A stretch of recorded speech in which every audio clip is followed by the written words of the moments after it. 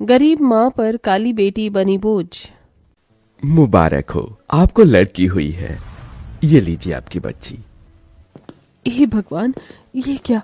एक तो मुझे लड़की हुई है, ऊपर से इसका रंग कितना काला है।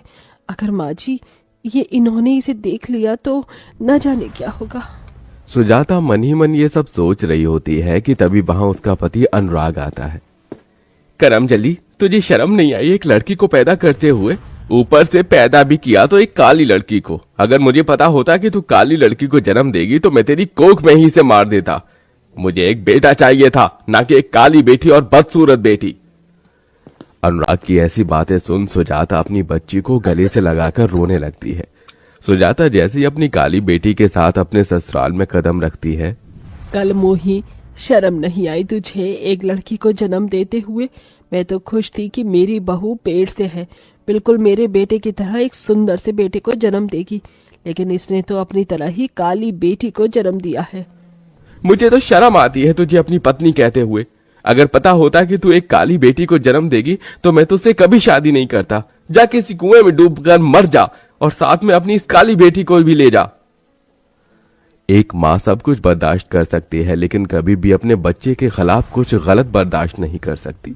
अपनी सास और पति से अपने बच्चे के लिए इतना सब कुछ सुन सुजाता के दिल पर जो बीत रही थी उसके बारे में तो कोई अंदाजा भी नहीं लगा सकता था।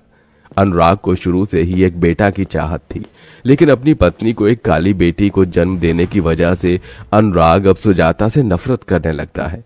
इसलिए अनुराग अब गांव की एक गोरी लड़की से शादी कर लेता है। ये आपने क्या किया? मेरे होते हुए आपने दूसरी शादी कैसे कर ली? अब मेरा और मेरी बच्ची का क्या होगा? आप ऐसा कैसे कर सकते हो? तुझे क्या लगता था कि मैं तेरे और तेरी इस काली बेटी के साथ जिंदगी भर रहकर अपनी पूरी जिंदगी बर्बाद करूंगा? इसलिए मैंने किरण से शादी कर ली है। मुझे पूरा भरोसा है कि किरण एक बेटे को ही जन्म देगी, इसलिए मैं किरण के साथ हमेशा हमेशा के लिए ये गांव छोड़कर जा रहा हूं। अनुराग दूसरी शादी कर हमेशा हमेशा के लिए गांव छोड़कर चला जाता है। अनुराग के जाने की वजह से अब घर की सारी जिम्मेदारियां सुजाता पर आ गई थी, इसलिए अब सुजाता मेहनत मजदूरी करके घर में सबका गुजारा चलाती है। मिल गया तुझे चैन, पड़ गई तेरे कलेजे को ठंडक। अगर तू इस काली बेटी की जगह एक बेटे को जन्म देती तो मेरा बेटा मुझे कभी छोड़कर नहीं जाता। कलावती के ताने सुजाता के दिल पर किसी तीर की तरह लगने का वार करते थे, लेकिन सुजाता सिर्फ अपनी बच्ची के लिए सब कुछ बर्दाश्त करके हमेशा चुप रहती है। ऐसे ही समय बीतता रहता है और सुजाता की बेटी पूरे 6 साल की हो जाती है। माँ, आप कहाँ गई थी? मैं कब से आपका इंतजार कर रही थी। बेटा, आज काम करते हुए फैक्ट्री में मेरे पैर में चोट लग गई थी, इसीलिए आने में देरी हो गई। तू भले ही दुनिया की नजरों में सरस्वती बनने का ढोंग कर ले, लेकिन तेरी सारी सच्चाई मैं जानती हूँ। तू आज इस चोट की वजह से लेट नहीं हुई है, बल्कि तू तो किसी के साथ अपना मुंह काला कर रही थी। माँ जी, आप होश में तो हैं क्या? क्या क्या बोले जा रही हैं? आपको शर्म नहीं आती अपनी बहू पर ऐसे लांछन लगाते हुए? मेरे सामने ये ढोंग करने की जरूरत नहीं है। तेरे इस चरित्रहीन हरकतों की वजह से ही मेरा बेटा तुझे छोड़कर हमेशा हमेशा के लिए शहर चला गया। मैं जानती हूँ रोज रोज तुझे घर आने में देरी क्यों हो जाती है। हर रोज किसी आदमी के साथ गुलछर्रे उड़ाकर अपना मुंह जो काला करती है। हे भगवान, ऐसे शब्द सुनने से पहले तूने मुझे अपने पास क्यों नहीं बुला लिया? ये काली बेटी तो मेरी जिंदगी में बोझ बन गई है। जब से ये पैदा हुई है तब से मुझे क्या क्या नहीं सहना पड़ रहा। सुजाता का जिंदगी का हर एक दिन उसके लिए किसी मौत से बढ़कर था, लेकिन अपनी बेटी की शक्ल देख देख कर सुजाता हार नहीं मानती और दिन रात मेहनत करके अपनी बेटी को पढ़ाती है। ऐसे ही समय गुजरता है और अब काजल बड़ी हो जाती है। माँ देखो, मैंने पूरी कॉलेज में टॉप किया है। मैं जानती ही थी कि मेरी काजल ही पूरे कॉलेज में टॉप करेगी। अब आप देखना कि मुझे किसी बड़ी कंपनी में नौकरी मिलेगी और फिर आप, मैं और दादी इस छोटे से घर को छोड़कर एक बड़े से घर में रहेंगे। बस बस, ये झूठे सपने दिखाने की कोई जरूरत नहीं है। तो जैसी काली बदसूरत को कोई अपनी कंपनी में नौकरी तो देना दूर, कंपनी के आसपास भी भटकने भी नहीं देगा। सुजाता, मेरी मान तो अपनी इस काली बदसूरत बेटी की शादी कर दे। मुझे तो इसकी शादी होना भी नामुमकिन सा लगता है। इसकी इस काली भयानक शक्ल को देखकर तो कोई भी इसे अपनी बहू नहीं बनाना चाहेगा। अपनी दादी की बात सुन काजल बहुत दुखी होती है, लेकिन काजल जानती थी कि उसकी माँ ने उसके लिए कितनी मेहनत की है। इसलिए काजल हार नहीं मानती है और एक बड़ी सी कंपनी में इंटरव्यू देने के लिए जाती है।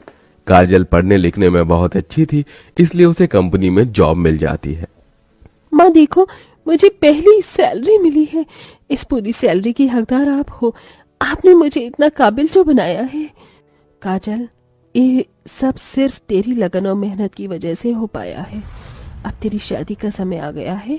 तुझे पता है, आज विमला अपनी बेटी का रिश्ता तय हो जाने की खुशी में मिठाई देकर गई थी।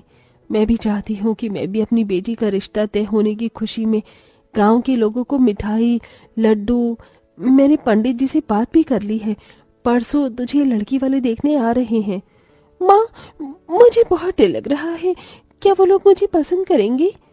मेरी बेटी बहुत काबिल है। मुझे यकीन है कि वो तुझे जरूर पसंद करेंगे। अपनी माँ की बात सुन काजल को सुकून मिलता है। ऐसे ही 2 दिन गुजर जाते हैं और आज लड़के वाले काजल को देखने के लिए आते हैं।